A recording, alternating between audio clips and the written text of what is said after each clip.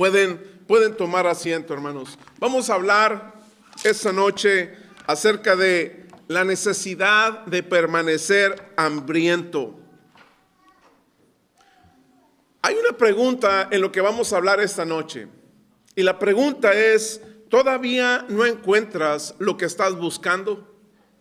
Esa es la pregunta de esta noche. ¿Todavía no encuentras lo que estás buscando? Y hay un libro en la Escritura que habla sobre este dilema. Es el libro de Eclesiastés. Este libro fue escrito por una persona que tuvo todo en esta vida. Su nombre era Salomón. Y déjeme decirle que Salomón escribió el libro de Eclesiastés en su mediana edad. Es como un libro de decepción hasta que llega al final de todas las cosas. Y él reconoce que todo gira alrededor de ¿quién, hermanos? De Dios. Levante su mano. ¿Quién ha leído el libro de Eclesiastés? Amén. Sabiduría, ¿verdad? Pero sobre todo es el temor a Dios. ¿Y saben qué encontramos en el capítulo número 1 de Eclesiastés? Dice Salomón que él encontró en este libro, en el capítulo número 1 de Eclesiastés, él se llenó de toda la educación. Él se cansó de leer libros y más libros y dijo que era cansancio. Y a final de cuentas dice, no encontré en los libros la felicidad. Entonces este Salomón, este rey, dijo, a lo mejor la felicidad está en el dinero. A lo mejor la felicidad está en la fortuna. De hecho, este hombre, Salomón, se convirtió en el hombre más rico de su tiempo. La reina de Saba, la reina de Saba de África, observó lo maravilloso que era la riqueza de este rey y que nunca la había visto en otro lugar. Salomón había amasado una grande fortuna. Decía Salomón, tengo salud, tengo fortuna, tengo todo lo que quiero, pero aún así sigo vacío. Entonces Salomón dice, voy a buscar en hacerme famoso, en hacerme popular. Quizás esto elimine el vacío en mi vida, pero dice Salomón, aún seguía estando vacío. Entonces Salomón dice, voy a divertirme, voy a irme a las fiestas. Voy a irme a esos momentos de emoción. Dice Salomón, voy a invertir en el vino, en las mujeres, en las canciones. Entonces Salomón mismo dice, no encontré felicidad en mi corazón, más que un corazón vacío. Así que cualquier persona que te diga que algo te va a dar satisfacción, en verdad no es cierto. En realidad, hermanos, lo que Dios dice es que esa hambre está dentro de nosotros y no va a ser satisfecha con todas las cosas de este mundo. Jesucristo, cuando estuvo aquí, Él enseñó y predicó que tener hambre espiritual era bueno. Y Él enseñó que esta es una de las 8 llaves para la bendición de Dios, tener hambre espiritual. Si usted abre su Biblia, el Mateo capítulo 5, versículo 6, y los que nos ven en línea pueden abrir sus Biblias, Mateo 5, 6, dice, Dios bendice a los que tienen hambre y sed de justicia, porque serán saciados. Hay 2 palabras, justicia y saciar. Acuérdense, la palabra saciar viene una gran cantidad de traducciones, pero simplemente quiere decir completamente satisfecho, completamente satisfactorio, saciado. Así que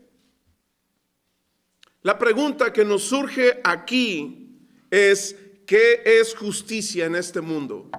¿Qué es la justicia en este mundo? Acuérdense que la justicia es un tema muy importante en la Escritura y usado literalmente cientos y cientos de veces. La Escritura dice que la Biblia es justicia. La Biblia nos dice que Dios fundó el universo y su creación y su reino sobre la justicia. Y la Biblia dice que Dios recompensa a los que son justos, como Noé, como Abraham. Dios les dio su recompensa. ¿Qué significa la justicia? Bueno, la justicia es una relación.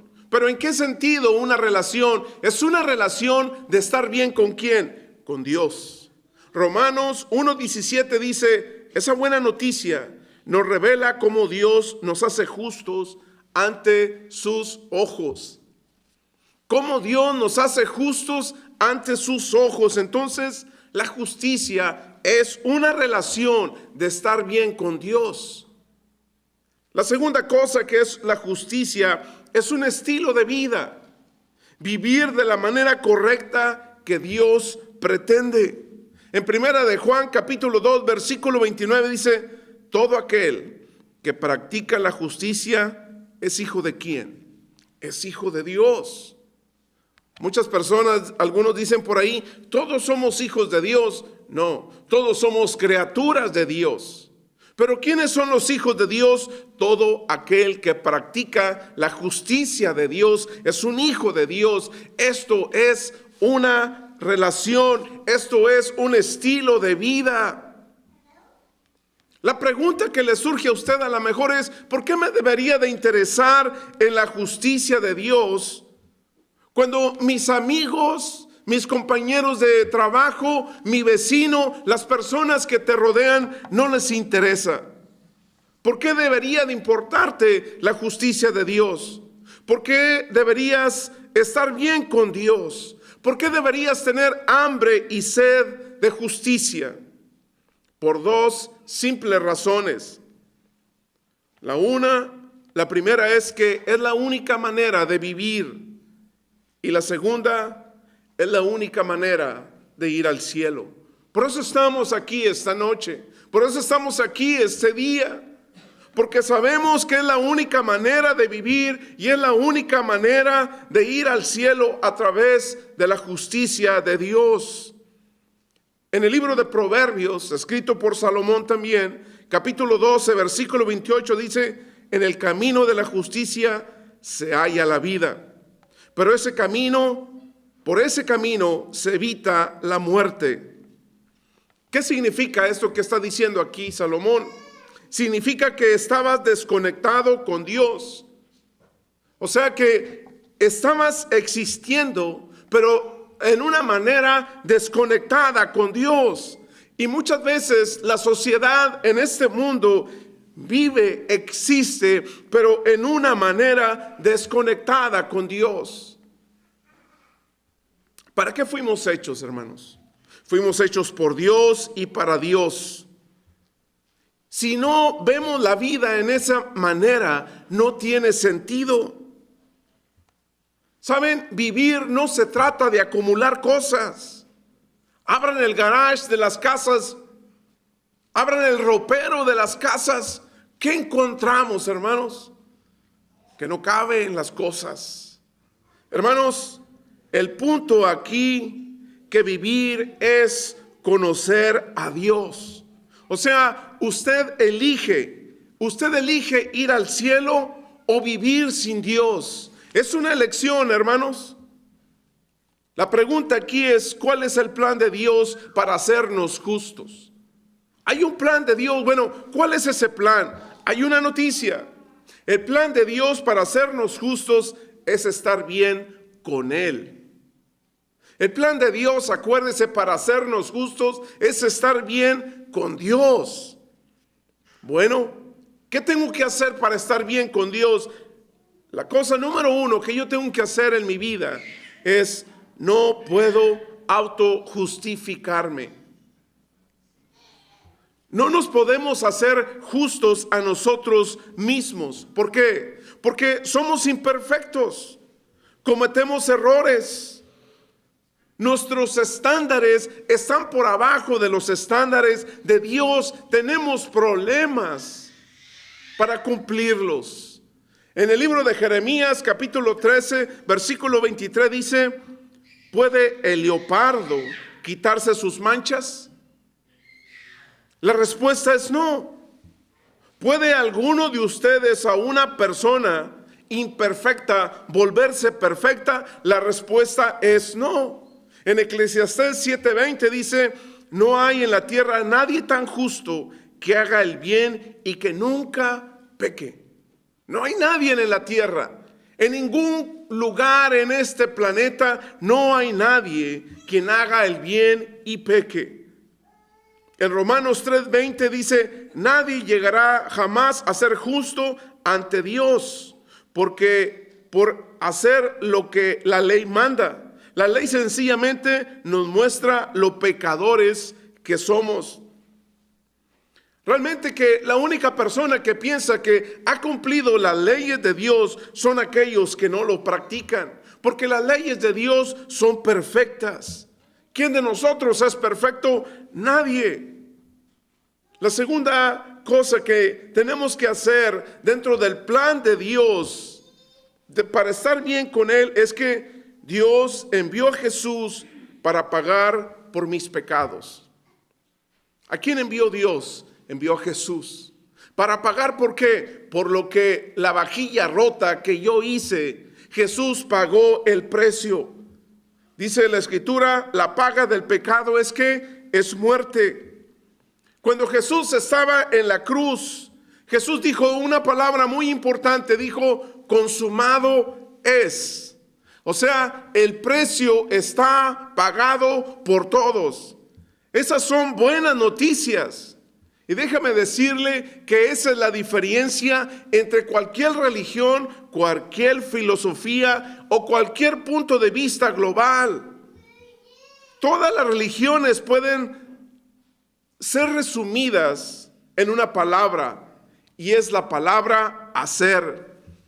O sea, en las religiones te ponen: ok, ponte a hacer esto, no comas carne, no hagas esto, no hagas lo otro. O sea, las religiones te pueden decir hasta cómo te vistas. Pero Jesús ya lo hizo todo. El cristianismo no está dentro de la palabra hacer.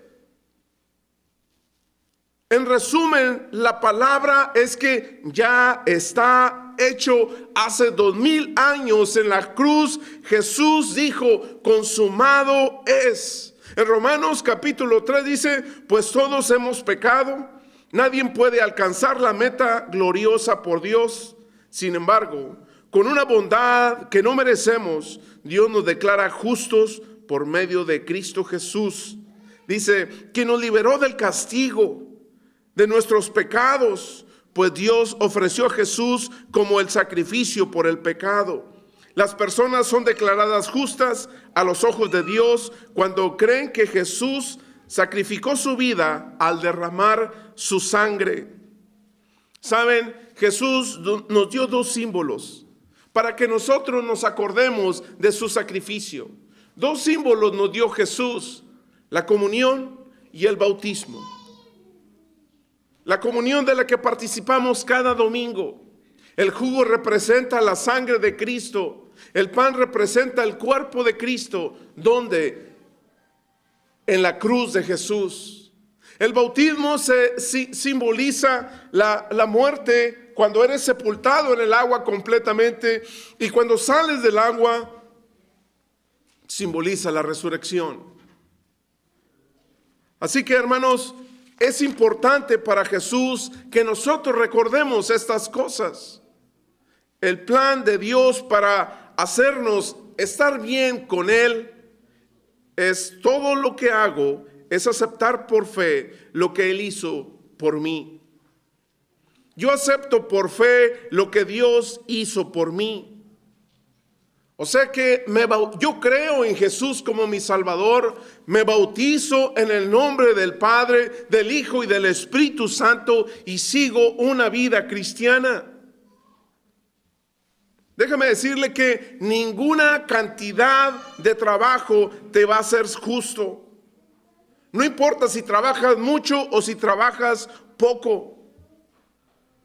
Ninguna de las actividades religiosas en este mundo te van a hacer justo. Nada puede hacerte suficientemente justo. Se trata de la relación que usted tenga con Jesús. En Romanos capítulo 10, versículo del 9 al 10 dice: si confiesas con tu boca que Jesús es el Señor y crees en tu corazón que Dios le levantó de entre los muertos, serás salvo. Porque con el corazón se cree para justicia, pero con la boca se confiesa para ser salvo. Yo soy la verdad. Jesús dijo: yo soy el camino, yo soy la verdad y yo soy la vida, y nadie viene al Padre sino por mí. ¿Saben cuando los doctores te declaran enfermo? ¿Cuál es el síntoma? Cuando dejas de comer. Cuando definitivamente te sientes mal, no quieres comer, aunque te pongan tu platillo favorito. A mí me gusta el caldo de res, la carne asada. Pues cuando estoy enfermo no se me antojan. Y ese es el síntoma que nos sucede. A lo mejor a usted le gusta el menudo, los tacos de tripitas. Y cuando estás enfermo te los ponen. ¿Y qué sucede? No te los comes porque estás enfermo. Tienes fiebre, te molesta el estómago, pierdes el apetito. Es igualmente en la vida espiritual. Si no tienes hambre de conocer a Dios, si no tienes sed de conocer a Dios, estás espiritualmente ¿qué? Enfermo. No tienes salud espiritual. Pero aquí hay una importante pregunta para nosotros. ¿Cómo me mantengo con hambre espiritual? ¿Cómo voy a mantener esa hambre espiritual? Hay tres cosas. Cada día recuerde cuánto te ama Dios. Cuando usted se levante en la mañana, antes de que tenga un pleito, su primer round con su pareja, con sus compañeros de trabajo, con su jefe, con su jefa, piense primero cuánto Dios te ama. En Efesios capítulo 3, versículo 19 dice: espero que puedan comprender cuán ancho, cuán largo, cuán alto y cuán profundo es su amor. La segunda clave para tener hambre espiritual, hermanos, es dejar de alimentarme con comida chatarra. Hermanos, la necesidad de conocer a Dios, cuando tenemos un corazón vacío, cuando lo tratas de llenar con horas de trabajo y más horas de trabajo, con un mejor sueldo, con éxito, con pasión, con posesiones, con posición, con poder, con prestigio o cualquier otra cosa, nada de esto te va a satisfacer tu hambre de Dios. ¿Sabes? Si no tienes hambre de Dios, es porque estás lleno de ti. Esto es cierto. Cuando estás lleno de ti mismo o de algo más, obviamente no vas a tener hambre de Dios. En Proverbios 15:14 dice: el corazón entendido va tras el conocimiento, la boca de los necios se nutre de tonterías. O sea que primero tengo que sacar la basura que hay en mi vida. En Isaías 55, versículo del 1 al 2 dice: ¿alguien tiene sed? Venga, aunque no tenga dinero, venga, tome vino o leche, esto es gratis, porque gastar su dinero en alimentos que no les dan fuerza, ¿por qué pagar por comida que no los hace ningún bien? Escúchenme y comerán lo que es bueno y disfrutarán de la mejor comida. ¿Saben? En Australia hubo una gran hambruna. En una recesión muy fuerte en Australia hubo mucha hambre. Y las familias en este país se da una fruta que son las semillas de nardo y las encuentran en cualquier parte de Australia. Entonces las personas hacían un atole, ¿verdad? Como el que he probado en sus casas, bien rico, pero sí, yo sé que el atole que usted hace es nutritivo. Este atole no era nutritivo. Este atole lo preparabas, se lo comían, se lo tomaban, no tenía vitaminas, no tenía grasa, no tenía proteínas, no tenía minerales, no era nutricional. Pero aún la gente se moría llena. Su estómago lleno, pero ellos como quiera se morían de hambre. ¿Saben? En una forma metafórica, esto es lo que sucede en América. Es una nación que está llenos de personas que están llenando su estómago, pero no con la comida correcta espiritualmente hablando. No tiene valor nutricional. Sus estómagos pueden estar llenos, pero temporalmente. Y la gente está muriendo de ese hambre espiritual. La pregunta aquí es, ¿quién tiene hambre espiritual? ¿Saben? Quien tiene hambre espiritual determina cuál es el destino de tu vida. ¿A dónde vas a ir los que tienen hambre y sed de justicia? Porque la Escritura dice, van a ser saciados. Hermanos, ¿cómo mantengo mi hambre espiritual? Es hacer que mi meta número 1 sea conocer más a Dios.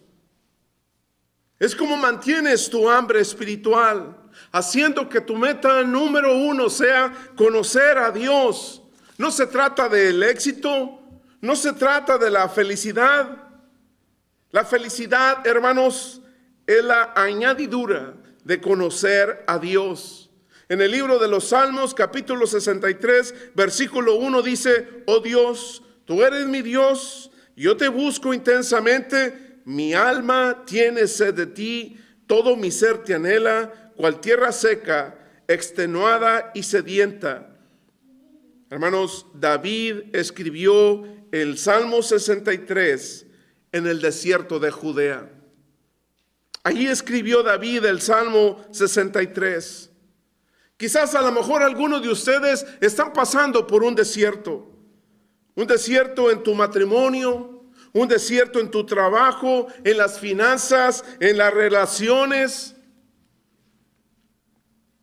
¿Qué es lo que haces cuando estás pasando por un desierto? Tienes hambre y tienes sed de justicia de Dios. ¿Por qué? Porque Él es el único que puede satisfacer tu vida espiritual. En Mateo capítulo 6, versículo 33 dice, lo más importante es que reconozcan a Dios como único Rey y que hagan lo que Él les pide. Dios le dará a su tiempo todo lo que necesitan. ¿Cómo mantengo mi hambre espiritual? En leer la palabra de Dios todos los días. Levante su mano. ¿Quién lee la palabra de Dios todos los días? Levante su mano. 10 personas leen la palabra de Dios todos los días. Eso es sumergerte en la palabra de Dios. La Biblia es el alimento del alma. La Biblia se le llama el pan, la leche, la miel, la carne. Eso es el alimento espiritual. No solo de pan, no solo de pizzas, no solo de carne, no solo de McDonald's, no solo de hamburguesas vive el hombre, sino de toda palabra que sale ¿de quién? De la boca de Jesús. Primera de Pedro 2:2 dice, como bebés recién nacidos, deseen con ganas la leche espiritual pura, para que crezcan a una experiencia plena de la salvación. O sea que segunda de Timoteo 3:16 nos dice, toda la escritura es inspirada por Dios y útil para enseñar, para reprender, para corregir y para instruir en justicia. ¿Cómo mantengo mi hambre espiritual? Unirme a un altar familiar. unirme al entrenamiento que tenemos cada semana. Dice Proverbios 2:20, sigue los pasos de los hombres buenos y permanece en los caminos de los justos. Si tú te juntas con personas que solamente les gusta trabajar 70 horas a la semana, eso es lo que a ti te va a importar.